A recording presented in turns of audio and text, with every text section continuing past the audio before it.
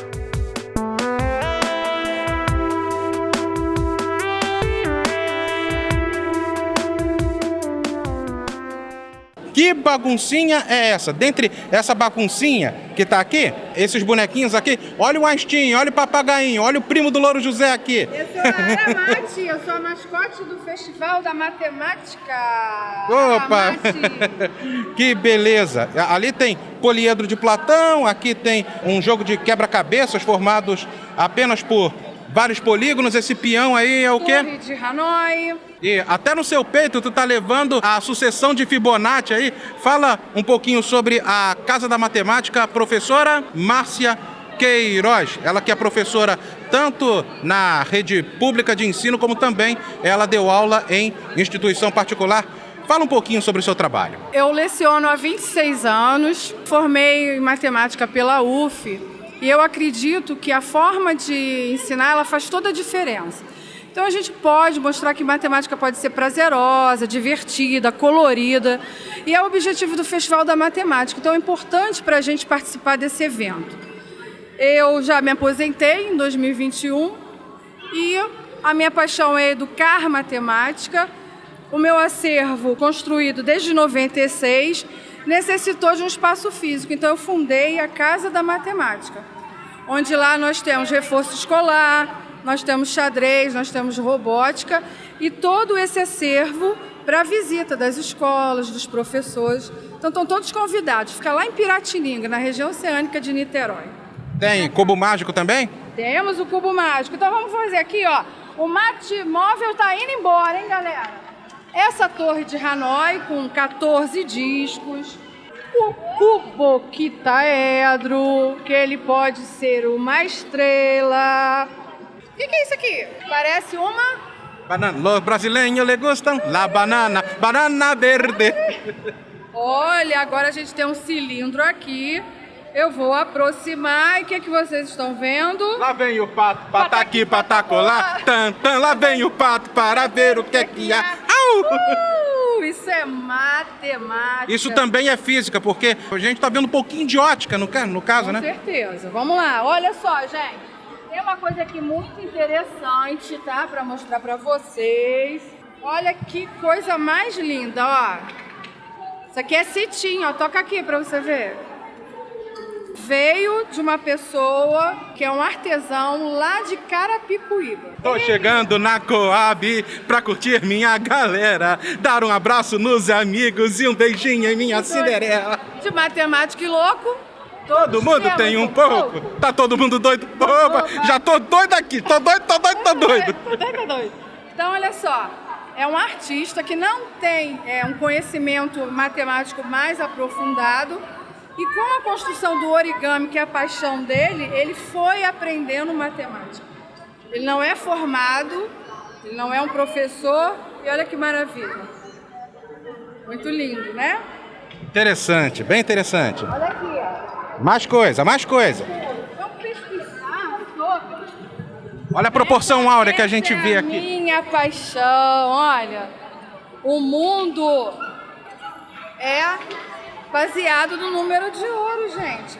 Essa espiral aqui, vamos pesquisar o náutilo, vamos pesquisar o girassol, vamos pesquisar como se reproduzem os coelhos. É segundo uma sequência numérica, sequência de Fibonacci. E é com esse material aí que é utilizado até para se construir logomarcas. Exatamente, ó, a impressão 3D, tá vendo? Esse Fita disco de aí, né, Möbius, fazendo esse tortinho. Faixa de Möbius, fita de Möbius, faixa de Möbius. Olha só, essa aqui, ó, a gente faz uma conexão de matemática e prática, senão não faz sentido as crianças aprenderem, né? Não vão ter motivação. Vem aqui, meu amor. Vai passar o seu dedinho aqui. E aí, ele vai terminar aqui. Eu quero que você passe seu dedinho só na parte de dentro.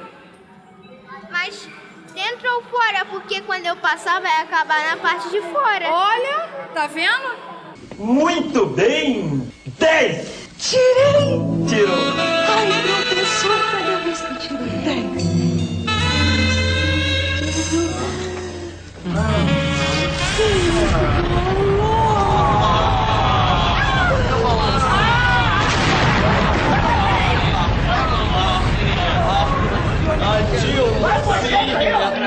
Ele disse dentro ou fora, porque vai acabar na parte de fora.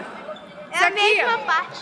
é exatamente. A fita de Möbius, ela é uma superfície. Esse moleque é um novo Newton, vai lá. É isso aí, ó, futuro matemático aqui. Gente, chega pra cá um pouquinho. Vai lá, Oswaldo Souza. Vai, Oswaldo Souza, vai. Chega pra cá um pouquinho. Então, olha só, realmente, a gente diz que é uma superfície não orientada. Não existe parte de dentro e parte de fora. Passa o dedinho aqui, ó. Ó. Olha lá. Tô dentro, não tô? Tô dentro, tô fora, tô dentro, tô fora, tô dentro, tô fora. Vambora. É interessante, a gente faz muitas experiências, mas como é que a gente utiliza isso aqui na prática? Vamos reparar como é que funcionam as escadas rolantes. Aquela engrenagem da escada rolante, ela é segundo a fita de Möbius. Por quê? Se ela é orientável, você vai ter um desgaste só fora, certo? Então elas são um dispositivo como esse aqui. Porque quando ela desgasta aqui, ó, e depois ela vem pra cá, tá vendo? Bem louco. Então é matemática no cotidiano também. Olha esse lado esquerdo. Tá bom? Divertida, prazerosa e útil. Aí está, gente. Isso aqui é coisa pra gente ver a noite toda, porém, Essa opa, já fez? não vai acabar mais. Vai acabar mais. Isso é matemática.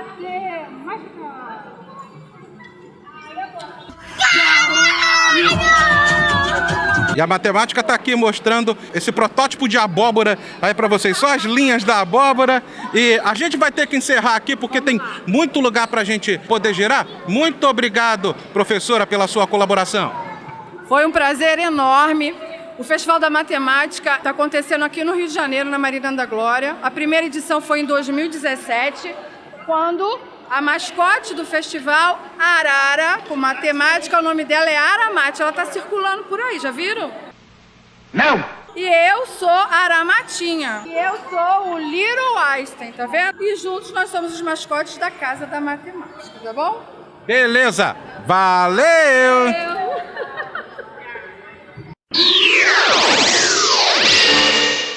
Olha que interessante, a arte e a matemática se confluem, foi o que eu falei num vídeo, e a cultura do origami está aqui para provar isso por A mais B. Quem vai falar sobre é Anita Pimenta, professora da Universidade do Estado de Minas Gerais. Ok, olá pessoal, eu sou a professora Anita e hoje nós estamos aqui para falar um pouquinho sobre o trabalho do origami do pássaro equilibrista, né, que é a proposta que nós trouxemos para apresentar no Festival Nacional da Matemática. O origami é uma cultura, né, oriental e acredita-se que tenha surgido na China junto com a origem do papel e é conhecido como a arte de dobrar papel, né? Aqui no Brasil a gente chama de dobradura. A nossa ideia na Universidade Estadual de Minas foi desenvolver o origami. Eu comecei essa pesquisa no meu mestrado, fazendo relações com a matemática. Então a gente vai falar um pouco das potencialidades dessa técnica voltadas para o ensino da matemática. Então, para a gente, claro que simplesmente pela arte já vale muito a pena, mas a gente também leva para a sala de aula para os nossos estudantes. Aqui nós estamos com um grupo de 3 estudantes da universidade, que são alunos do 4º período, e nós temos um grupo de estudo e um projeto de extensão com alunos bolsistas e voluntários da universidade, que é o Origmática, né? Essa mistura mesmo aí de origami com matemática, e também o projeto EMATIC, que é um projeto parceiro sobre matemática e ciências. Especificamente, essa ação do Pássaro Equilibrista surgiu na pandemia, quando nós tínhamos que propor as atividades remotamente. Os alunos não têm em casa muito acesso a materiais para fazer atividades de laboratório. E aí a ciência estava ficando um pouquinho de lado. Então eu propus para uma amiga que é coordenadora junto comigo, Glesiane, nós temos uma outra parceira também, Liliane, coordenamos os projetos juntas, que a gente fizesse uma ação. Então aqui, necessariamente, né, no Pássaro Equilibrista, a gente fala um pouco da física e da matemática. Na física a gente vai falar aí do centro de massa, né, por que que esse passarinho aqui, ele equilibra lá na pontinha do meu dedo em superfícies até no bico. Isso, muito menores, né? A gente coloca na pontinha de um lápis, assim, dá para equilibrar. Mas também falamos de elementos matemáticos, mais especificamente aqui geométricos. Um dos principais... Tu tá com um outro poliedro aí, né? Isso. Um dos principais aqui é a simetria, que a gente vai trabalhar. Esse daqui, por exemplo, né, é um poliedro estrelado, que a gente chama. Esse é o icosaedro estrelado. E esse aqui, o dodecaedro estrelado. Eles têm pontas, né, diferente dos poliedros convexos comuns que a gente conhece, por exemplo, o dado, né, o cubo, que tem faces, a gente nomeia pela quantidade de faces. Aqui o estrelado a gente nomeia pela quantidade de pontas. Então aqui eu tenho 8 pontas, aqui eu tenho 20 pontas. E para montar esses dois é uma técnica diferente. Esse é um origami, né, simples, que a gente monta com uma única folha, e esses aqui a gente chama de origami modular. A gente constrói módulos. Triângulos isósceles. Vai ter triângulos isósceles. A gente vai montar aqui na montagem da pecinha, e aqui a gente vê as pirâmidezinhas em cima, né, que são cada uma dessas pontinhas aqui para formar o sólido estrelado. Nesse caso, né, a gente precisa fazer uma determinada quantidade de módulos. Aqui no octaedro são 12 módulos e no icosaedro são 30 módulos, e a gente tem as figuras estreladas. Existem vários outros. Atualmente, na minha pesquisa de doutorado, eu tenho pesquisado sobre resolução de equações com origami, MMC e MDC com origami. Então, é realmente mostrar que nós da universidade estamos preocupados em procurar potencialidades para o ensino e mostrar que o origami é uma potencialidade para o ensino. Tem como montar agora mesmo o origami? Tem como montar. Né, nós estamos com uma oficina acontecendo ali. O ideal é que a gente faça uma superfície plana, mas, por exemplo, eu posso desmontar parte desse aqui e encaixar para vocês verem que é muito simples. Sem a necessidade de haver uma mesa, sem a necessidade de você estar por sobre qualquer superfície perpendicular, né? Tem. Em algumas situações, sim. Especificamente o pássaro é mais difícil porque ele tem dobras muito específicas para dar essa simetria. Mas, por exemplo, o módulo desses estrelados aqui é perfeitamente possível se fazer sem apoiar em nenhuma superfície. Vamos fazer então agora? Fazemos. Fora da instituição, vocês ministram também essas oficinas, por exemplo, para o nível fundamental, para as crianças, para o nível médio, enfim? Sim. Eu também, em Belo Horizonte, sou professora da rede municipal, né, além da universidade, e eu trabalho com os meus alunos em sala de aula. Além de trabalhar com os estudantes, nas minhas próprias turmas, eu também realizo oficina com os estudantes, ou seja, algumas das ações do projeto, é um projeto de extensão, né, tanto o Origmática quanto o EMATIC, é ofertar oficinas. Então o EMATIC, por exemplo, a gente leva os alunos até a universidade, que seria um espaço de ciência não formal, para que eles aprendam algumas questões. Por exemplo, o Pássaro Equilibrista faz parte de uma dessas formações. E no Origmática a gente oferta oficinas principalmente para os professores, para que os professores consigam reproduzir em sala de aula. Vamos nessa. Esse módulo aqui, ó, vou aproveitar, né, um que está prontinho, mas... Uma cartolina simples. Simples, isso. Esse papel é um papel específico de origami, mas pode ser qualquer papel. A gente usa o papel A4 colorido, né, que é mais fácil. As velhas e boas cartolinas, cara, que a gente fazia nossos trabalhinhos. Isso mesmo. Esse daqui não é indicado fazer com uma folha muito grossa. Tem aquele Color Set, por exemplo, que é mais grossinho. Porque a gente vai encaixar, o modular às vezes não fica muito bom com papel muito grosso. Então a gente dobra ao meio primeiro. Estamos apresentando o telecurso 2º grau. Vamos lá. A gente vai dobrar ao meio. Depois a gente abre e na marca que foi dobrada ao meio, eu vou dobrar os lados paralelos do quadrado. Então, vou obter aqui 1/4, né, do meu quadrado. E agora, depois que eu fiz essa dobra aqui, eu vou unir esse vértice inferior a esse ponto aqui em cima, que vocês podem observar que é o ponto médio, né? A gente trabalha muitos conceitos matemáticos, então... A bissetriz.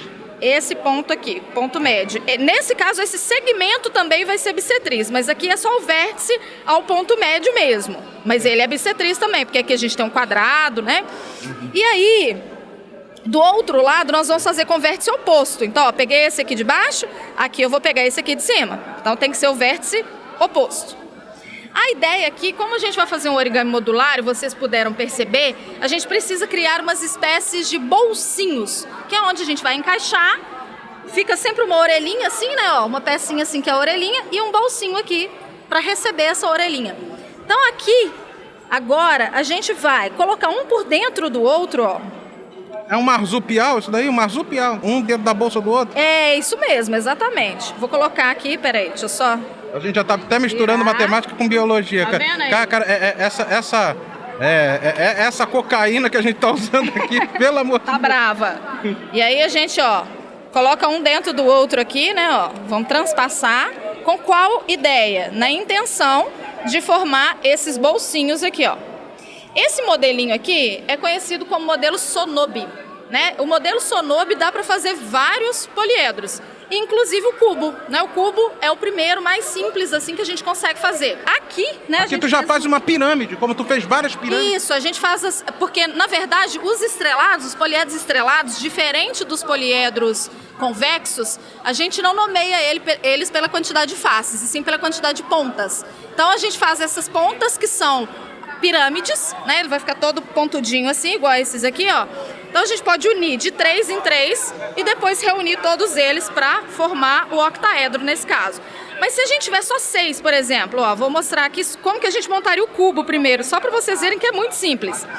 Parece complexo, mas não é. A única coisa que vai requerer é uma quantidade um pouco maior desses papeizinhos. Isso, a gente precisa de módulos, né? Por exemplo, eu quero fazer o octaedro, eu preciso de 12 módulos. Eu quero fazer o icosaedro, que é aquele maior, eu preciso de 30 módulos. Aqui eu tô com 6 módulos e vou fazer um cubo para vocês verem que é muito simples. Então, ó, coloquei aqui, vai ficar tipo um xizinho, né? Na face. Aqui, ó. Vou colocar um outro aqui. Ele tá caindo no chão, aliás. Porque, oh, meu Deus. infelizmente, né, pra gente segurar assim, às vezes fica um pouco complicado. E ainda mais eu que tô segurando câmera, microfone e a zorra toda. E a gente tá aqui com o ajudante, ó. Ainda bem. Muito obrigada. Que beleza. E aqui? Não tá dando PT, não tá dando PT. Não. E aí, nós temos esses encaixes, ó. Sempre encaixando lá naqueles bolsinhos que eu comentei com vocês, né? Então, encaixou no bolsinho. Pegar mais uma pecinha aqui, só para terminar de formar esse. No caso aqui, especificamente, um simples cubo. Um sólido convexo, né? Não igual aqueles outros que são os estrelados, mas o mesmo princípio. Porque aí, para fazer o estrelado sem um apoio, é um pouco mais complicado, né? Esse é o mais simples que a gente faz, que é o cubo. Mas, muito obrigada. Quando a gente junta os 3, assim, vocês viram que a gente consegue esses cantinhos. E aqui a gente observa, no poliedro convexo como esse, a gente visualiza os vértices, que são essas quinas. Aqui é como se os vértices fossem essas figuras que vão se formar com as arestas de cada pirâmide. Então aqui eu tenho uma estrelinha, né? Eu tenho uma figura, uma florzinha com 4 pétalas. Aqui, olha, eu tenho uma com 5. Então, para montar os outros, parto do mesmo princípio, mas vou sempre olhando esses vértices. E vou resumir com 2 palavras. Parabéns! Então, por exemplo, nós temos um outro projeto parceiro que chama Matemática Sem Barreiras, que nós temos um Instagram e um YouTube, e lá a gente faz, né, muitas webinars e também ofertamos, às vezes, workshop. No final do semestre passado, nós ofertamos o workshop do módulo Sonobe e mostramos todas as possibilidades de construção com esse módulo. Fica gravado, dá para pessoas de outro estado participar, então siga a gente nas redes sociais para se inteirarem aí de tudo que a gente consegue mostrar sobre origami e outras coisas interessantes. Origmática, não é isso? Origmática. Esse é o Origmática e o Matemática Sem Barreiras também, que é uma rede de divulgação do nosso projeto. O origami tu vai ficar devendo porque a mesa tá lotada, né? Tá lotada e aqui não parou 1 minuto. Só hoje a gente já atendeu mais de 200 pessoas. Então é o nosso 3º dia, estamos indo embora assim com uma alegria e satisfação muito grande. Né? A garotada, inclusive, tá muito interessada em querer saber se o origami é igual o Ereva a voar. Isso mesmo. E aqui, perguntaram pra gente, né, qual que era a faixa etária, quem podia participar. Quando nós propomos a atividade, a gente colocou para o pássaro equilibrista especificamente, principalmente por causa dos conceitos que ele traz e pelo grau de dificuldade. Esse aqui é um modelo muito mais fácil do que o pássaro. O pássaro tem uma complexidade maior. Mas, então a gente orientou, né, que fossem alunos a partir do 5º ano. Mas hoje, com os pais, né, acompanhado dos pais, mesmo os menores, precisam de uma ajudinha, mas eles conseguem fazer. Então, é uma forma de incentivar as crianças, a gente falar dos conceitos matemáticos, deles gostarem, procurarem, ver que dá para aprender de uma forma diferente também, né? Levar para a sala de aula, talvez ele vai ensinar um coleguinha a fazer. Então, com a ajuda dos pais, mesmo as crianças menores também conseguem participar. Agora, os maiores nadam de braçada aqui na oficina. Já é. Anitta, que não é a Larissa Macedo, não é a cantora, é a Anitta mesmo, Anitta Pimenta, professora mesmo. Essa é professora sim, essa tem formação na área de exatas, essa é matemática, essa é a maga, a bruxa aqui dos poliedros. Muito obrigado, Harry Potter. Eu que agradeço e assim, a gente ficou muito feliz com essa participação num evento grandioso como esse. Um abraço. Valeu!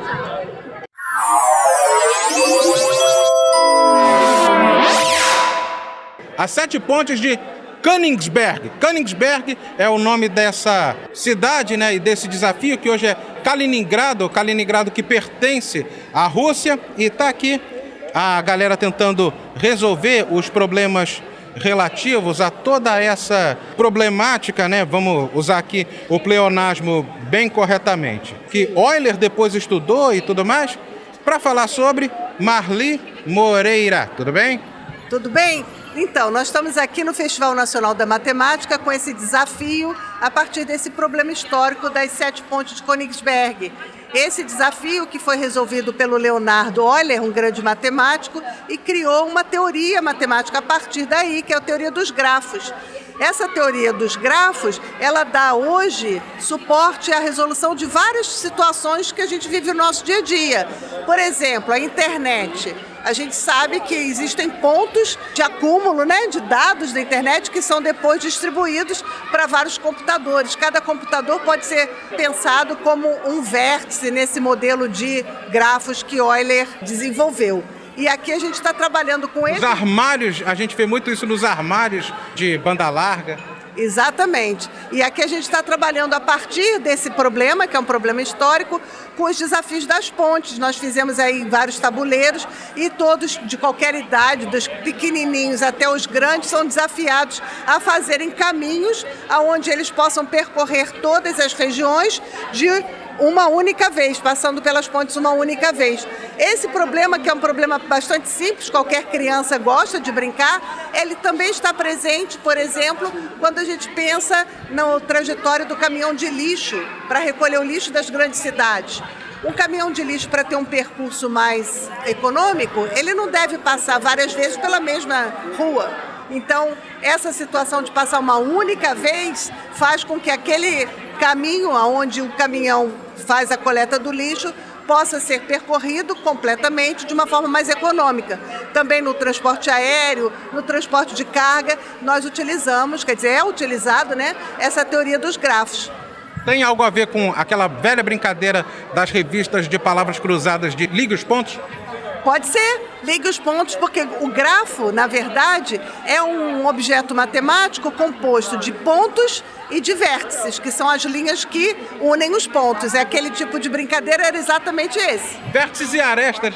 Vértices e arestas, exatamente. Se você quiser dar uma olhadinha, a gente tem aqui nesses cartazes o modelo, aqui ó, teoria dos grafos ali ó, com os pontos e os vértices. Esse outro problema, que é o teorema das 4 cores, também pode ser resolvido a partir da teoria dos grafos. É um grande teorema que diz o seguinte: qualquer mapa de qualquer tipo de configuração pode ser colorido com até 4 cores.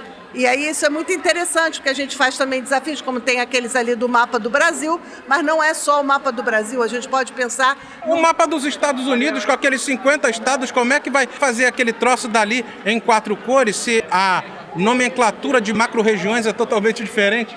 Pois é, então eu desafio você e também teus espectadores, aí seus ouvintes, a fazerem isso. A pegar um mapa, qualquer mapa dos Estados Unidos, da América do Sul, do Brasil, da Europa, da Ásia, da África. O mapa da Rússia. Da Rússia, lá o que for, vocês vão fazer esse desafio e vão ver que com 4 cores, no máximo, vocês conseguirão colorir com a seguinte regra: regiões vizinhas têm que ter cores diferentes.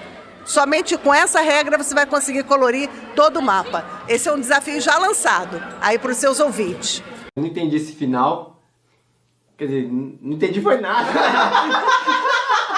Beleza, agora onde fazer isso e como começar a fazer é que são elas. Tem algum demonstrativo?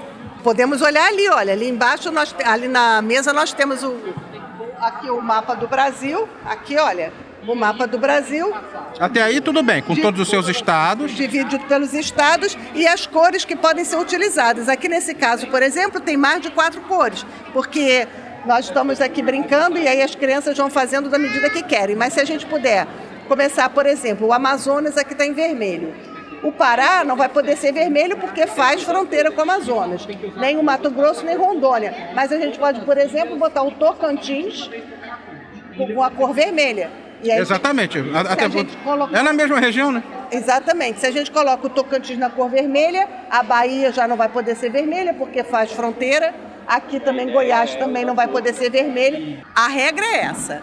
A gente tem que colorir os mapas com cores distintas, mas regiões que fazem fronteira não podem ter a mesma cor. Putz, estou lascado. Então eu não posso colocar na Bahia a mesma cor que eu botei no Tocantins, porque eu pintei o Tocantins vermelho. Mas se eu, por exemplo, botasse o Tocantins de verde, aqui eu poderia botar Bahia vermelha, não haveria problema.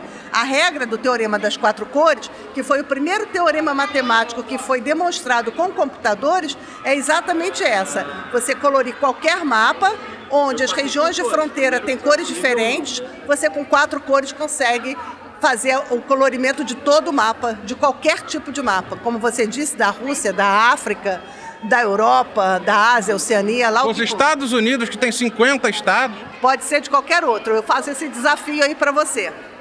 Beleza. Tá aí para vocês um pouquinho do desafio da teoria das 4 cores e mais as pontes de Königsberg, a teoria dos gratos, ligue os pontos, aqui explicados por Marli Moreira. Muito obrigado. De nada, eu agradeço. E se vocês quiserem acompanhar nosso trabalho, vocês podem procurar pelo Instagram, projeto ludicidade.ufv, da Universidade Federal de Viçosa. Tá ok então. Obrigado. Um abraço. Valeu.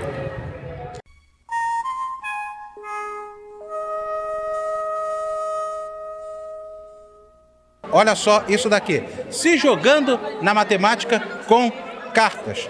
O que temos aqui são exercícios de raciocínio lógico, aquela coisa que a gente já vê batida aí em concursos que pedem a matéria.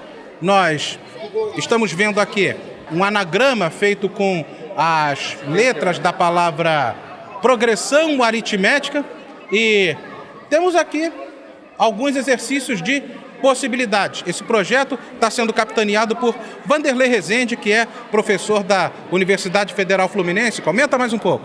Esse projeto que a gente está desenvolvendo aqui faz parte de uma ação do programa da licença, que é Se Jogando na Matemática. Na verdade, aqui a gente está com duas atividades. O Se Jogando na Matemática com cartas, as ferramentas são as cartas, né? Com outro stand a gente está com jogos de tabuleiro. Todas elas voltadas para a sala de aula, né? Para trabalhar o raciocínio matemático. O jogo que ele mostrou ali, o jogo 7, né? O jogo Se Jogando com 7, trabalha com raciocínio lógico, né? Teorias com conjunto. Uma bolsista nossa lá da universidade, né? Que criou uma variação que usa cartas de ação, cartas de conjunto, operações com conjuntos, são conjuntos com 7. Tem um jogo que é um jogo colaborativo também, um arraiá matemático, né? E onde ou o jogo ganha.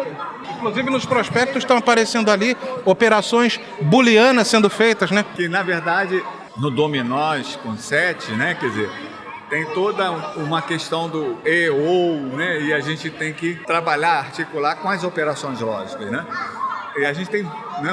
O jogo em si, foram criadas várias variantes, desde trabalhar com operação entre conjuntos, né? Mas também com atividades recreativas como o dominó convencional, o dominó no plano, onde trabalha com mais atributos, né? Quer dizer, o arraiá, ele é um jogo assim, onde os alunos têm que se ajudar. Na verdade, os alunos não veem só a própria carta, mas veem as cartas dos colegas, têm que dar dicas, e todos com o mesmo objetivo de ganhar do jogo. Trabalha com sequência, raciocínio combinatório, e todos os jogos, de alguma forma, eles são compostos assim. Ele tem um kit para ser jogado em sala de aula, ele pode baixar esse kit, tem um catálogo com orientações para o professor, mas tem as fichas de atividades, porque o lema do nosso projeto é: você aprende matemática jogando e aprende matemática para jogar melhor.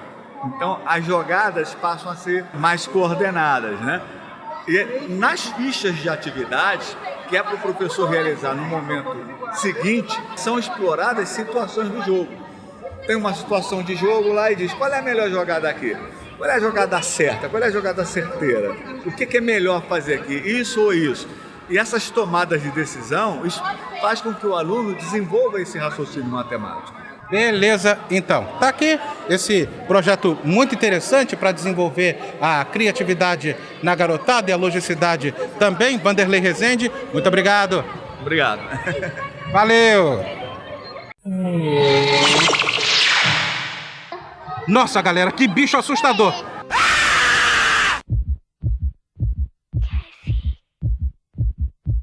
Mas fiquem tranquilos que esse bicho é impresso em impressora 3D.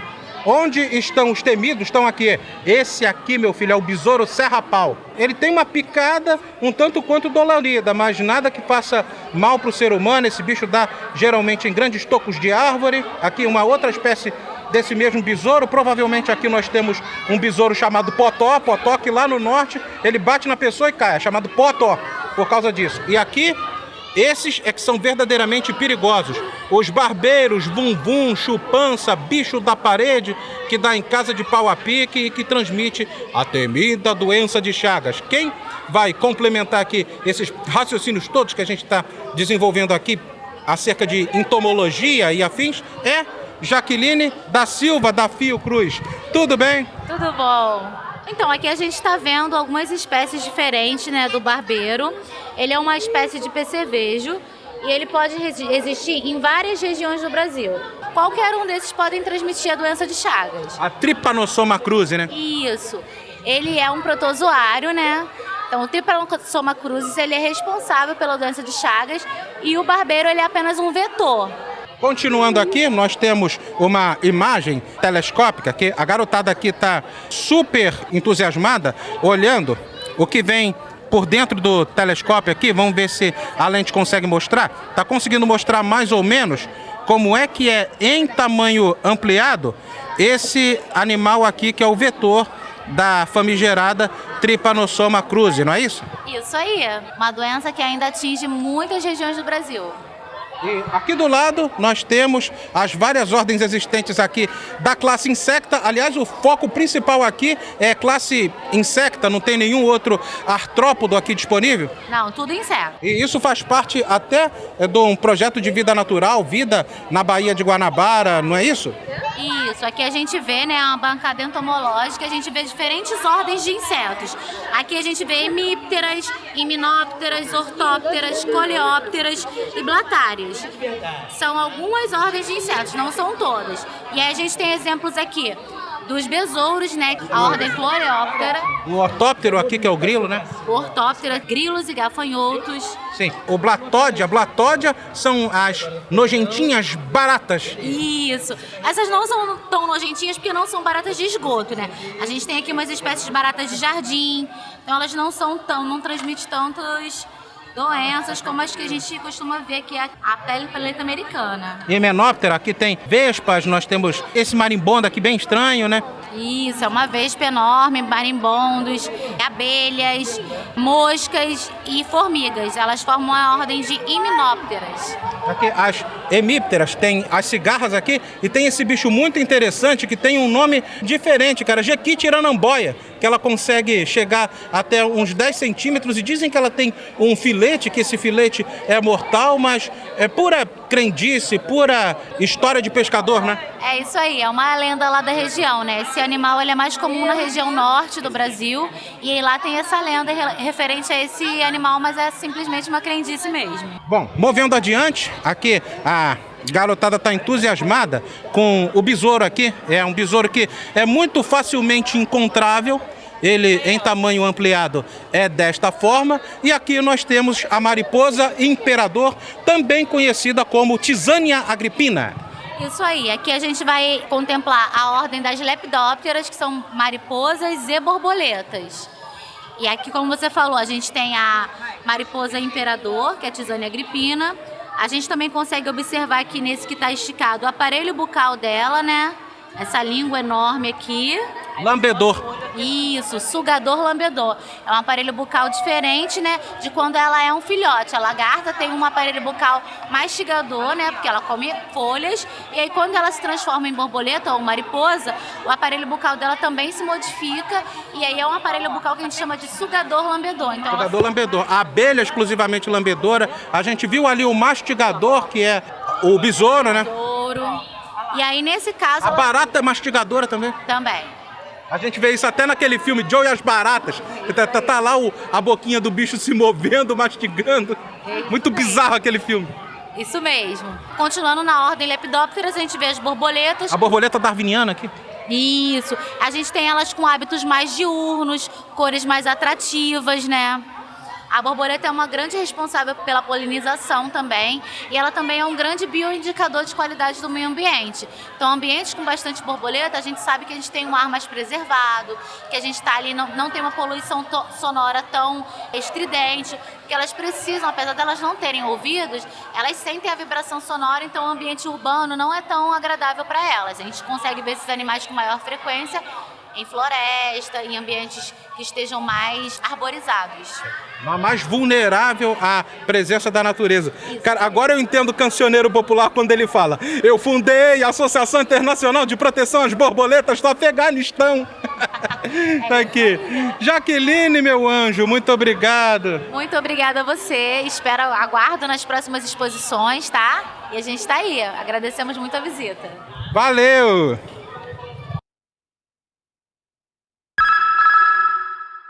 Bem, galera, eu sei que o foco dessa feira, deixa eu aumentar a ISO aqui, que ela tá bem baixinha, a luminosidade. Eu sei que o foco dessa feira é matemática, mas aqui a biologia, ela não deixa de ter sua voz, ela não deixa de aparecer. E dizem que, mesmo não sendo biólogos ainda, a gente tem um pouquinho de ambientalista em nossa veia. E aqui não dá pra gente falar de história da biologia sem a gente mostrar aqui os temíveis dinossauros.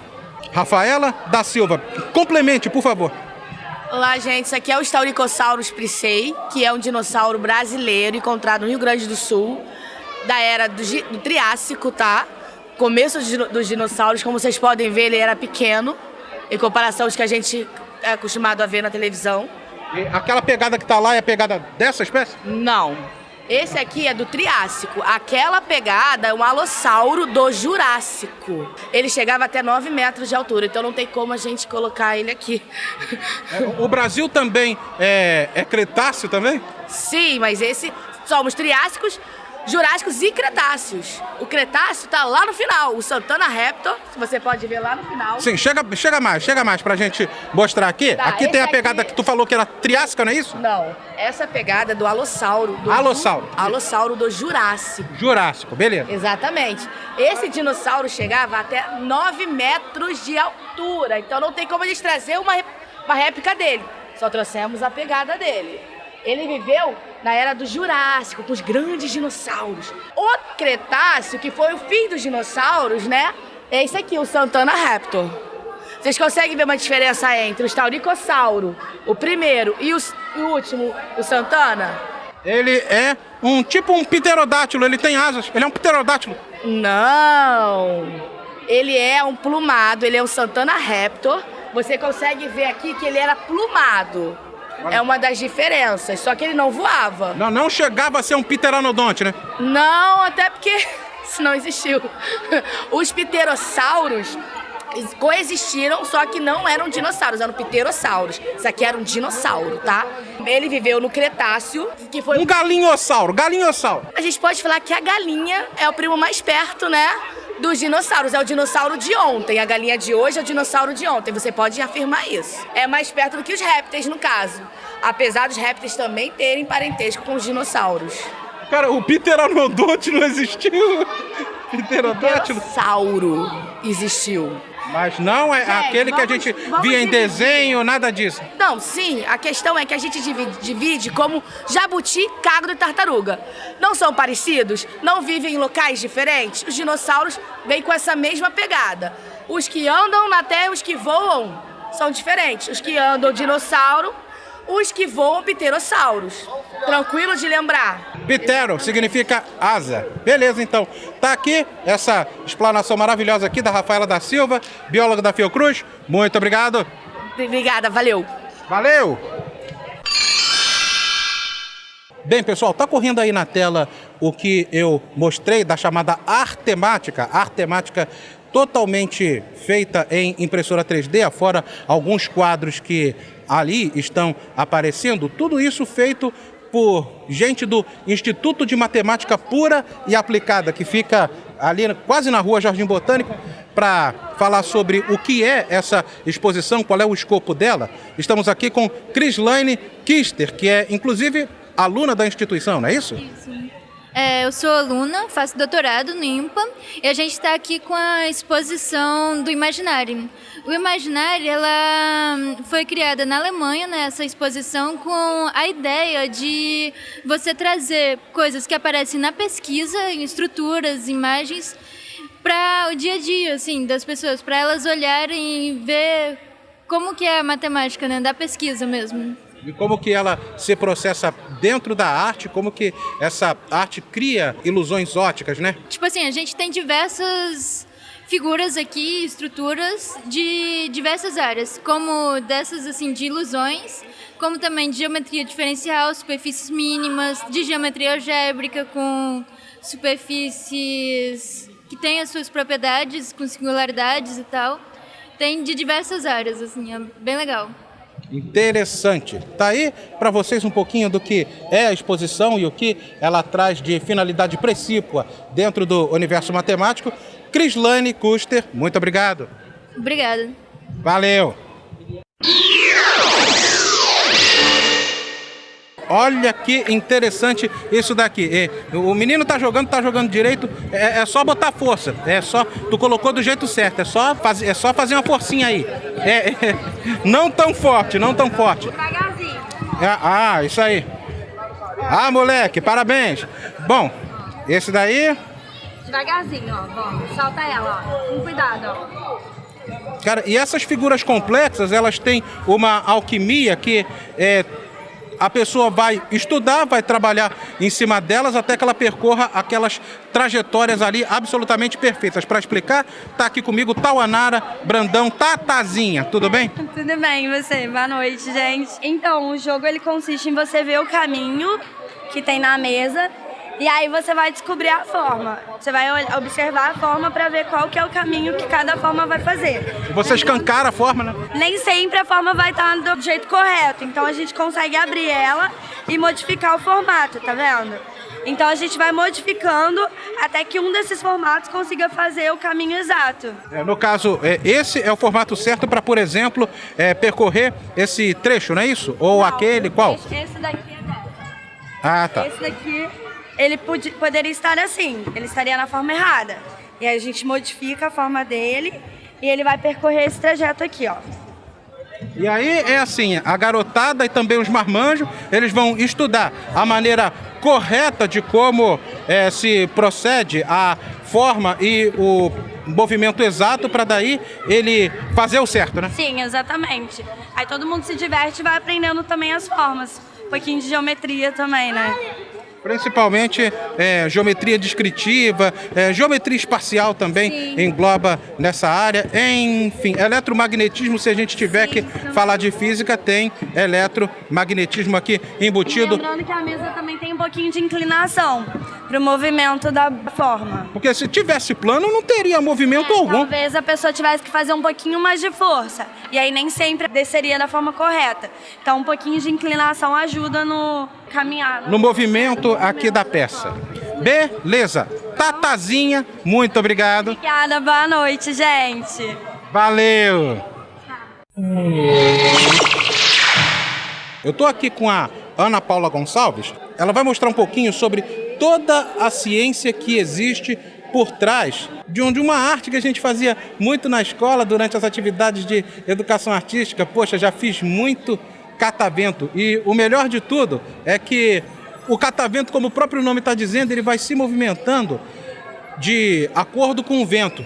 E existem muitas propriedades matemáticas embutidas em um simples cubo, que é só a gente traçar com a tesoura as suas sevianas, fazer as dobraduras e aí está pronto o artefato. Fala sobre um pouco. Vamos lá.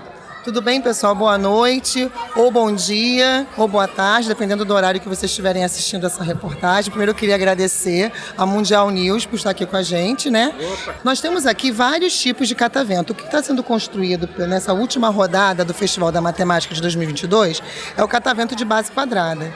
Nessa atividade do catavento de base quadrada, dependendo da faixa etária, a gente vai trabalhar vocabulário geométrico ou a gente pode trabalhar outras habilidades. Então, por exemplo, começamos trabalhando vocabulário, visualizando simetrias. A gente pode, na mesma atividade, visualizar, simetria axial, simetria rotacional, bilateral, anterior, né? E também podemos pensar em propriedades de inscrição e circunscrição de polígonos, composição e decomposição de figuras. Esse catavento de base quadrada é aquele catavento mais simples, que é o que está aparecendo aqui na decoração do nosso stand, né? Que é aquele catavento que a gente está acostumado a ver.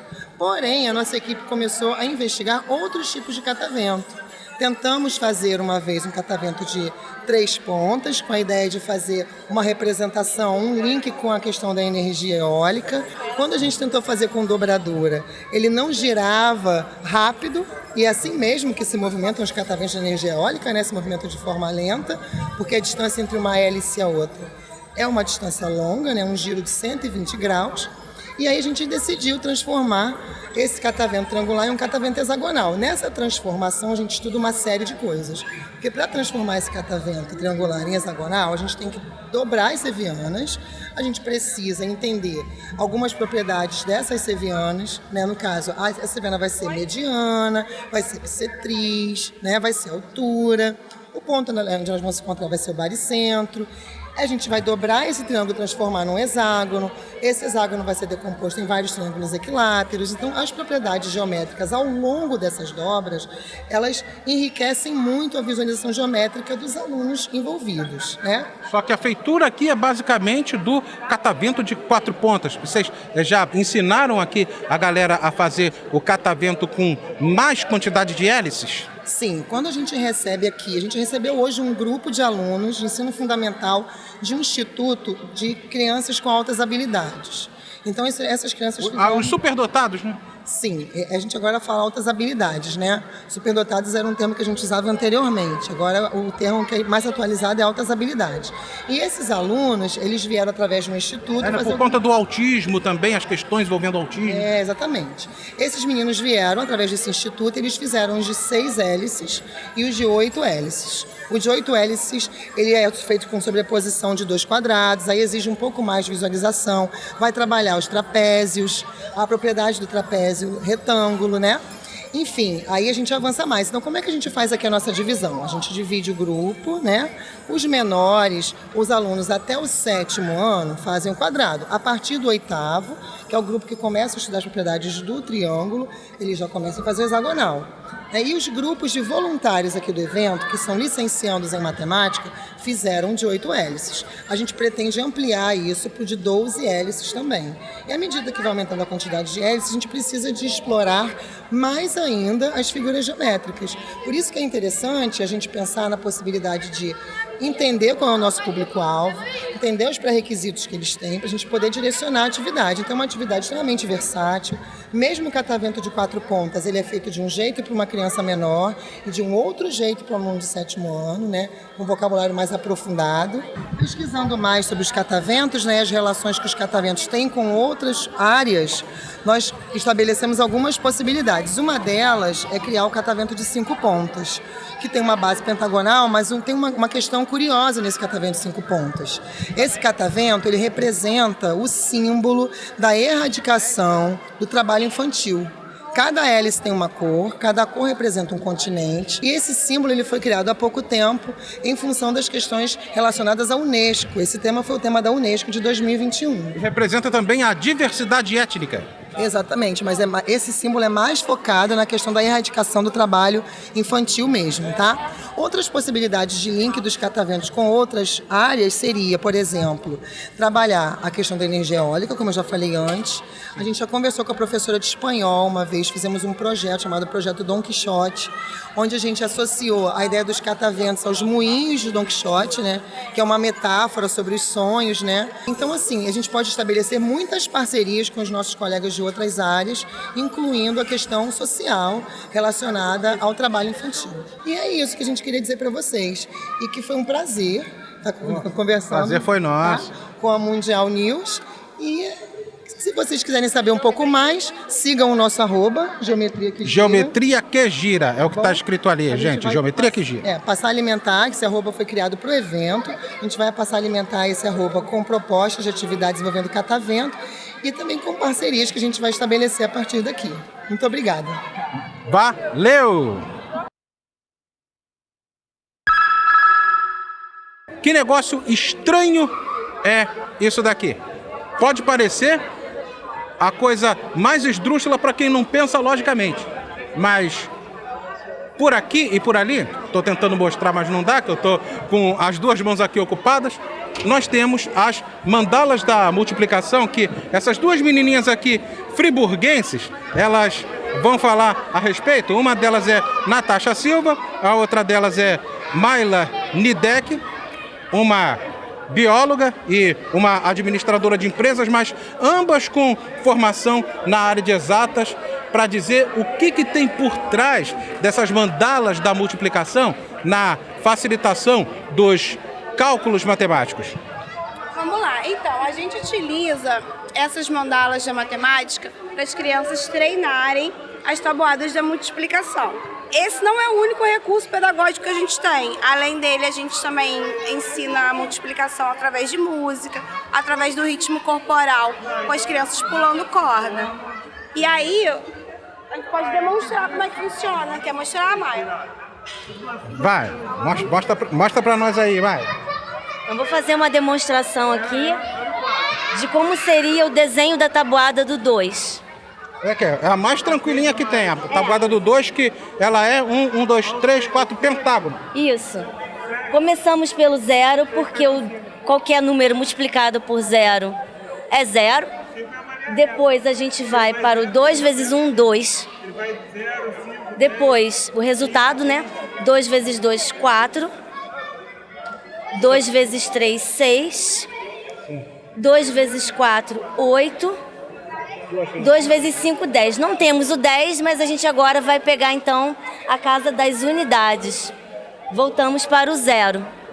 E assim por diante, a gente continua seguindo sempre os números pares, né? Porque a tabuada do 2, como a gente sabe, não tem resultado ímpar. E aí a gente forma essa figura geométrica conhecida como pentágono. Essa aqui seria a tabuada do 2. Bravo! Agora mostra a tabuada do 6, que é bem interessante, é uma estrela, cara, uma estrela. 0, 6, 12, 18. 6 vezes 1, 6 vezes 2, 6 vezes 3, 24, 30. E aí assim a gente continua. 36,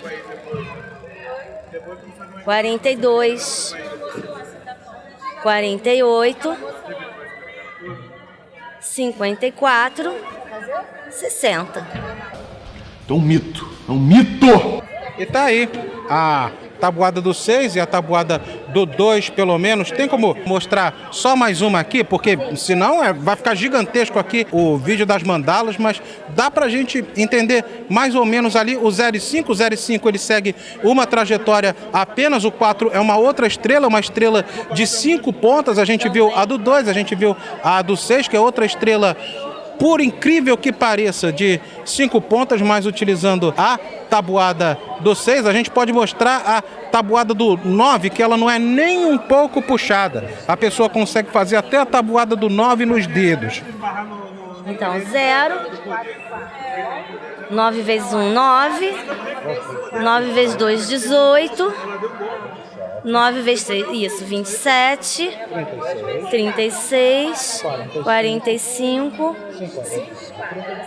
63, 72, 81 e 90. Que lindo, cara! E é bom também que as crianças, elas aprendem a partir dessa imagem, né? Elas vão ver essa imagem, se de alguma maneira a criança coloca aqui no set, por exemplo, a professora tem esses desenhos todos em cima da lousa. Quando a criança olha essa imagem, ela já vê que tem alguma coisa ali que não está certo dentro da tabuada. E aí ela mesma, a partir desse trabalho que ela vai fazendo todos os dias, vai introjetando dentro dela, né, essa imagem da mandala com os números. Ela pode funcionar para contagem, para exercícios de adição, multiplicação, qualquer operação matemática. Ela pode funcionar como um ábaco ou soroban? Por exemplo, se o aluno não sabe a tabuada, né? Então vamos fazer a tabuada do 3. O 3, a gente conta de 3 em 3. Sim. Mesmo que eu não saiba que 3 vezes 2 é 6, eu conto 3 casas e aqui eu já tenho o 6. E assim por diante, eu conto novamente 3 casas e eu já tenho 9. E trabalha com casos mais complexos? Trabalha com equações matemáticas mais complexas ou ela trabalha apenas na tabuada básica? Na verdade, esse trabalho a gente faz com as crianças. A gente faz com crianças de 7, 8 anos de idade, que estão começando a aprender a tabuada. A gente é da escola Waldorf Cecília Meirelles, lá de Nova Friburgo. Isso faz parte de um dos instrumentos dentro da pedagogia Waldorf.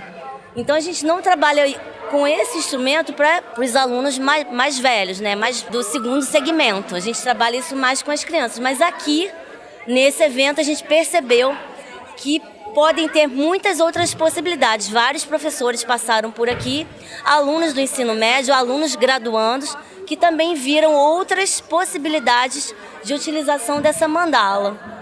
E principalmente porque tem muito marmanjo que precisa aprender a tabuada. Essa é que é a verdade. Com certeza. Mayla e Natasha, muito obrigado para as duas. De nada, eu que agradeço. Nós que agradecemos. Obrigada.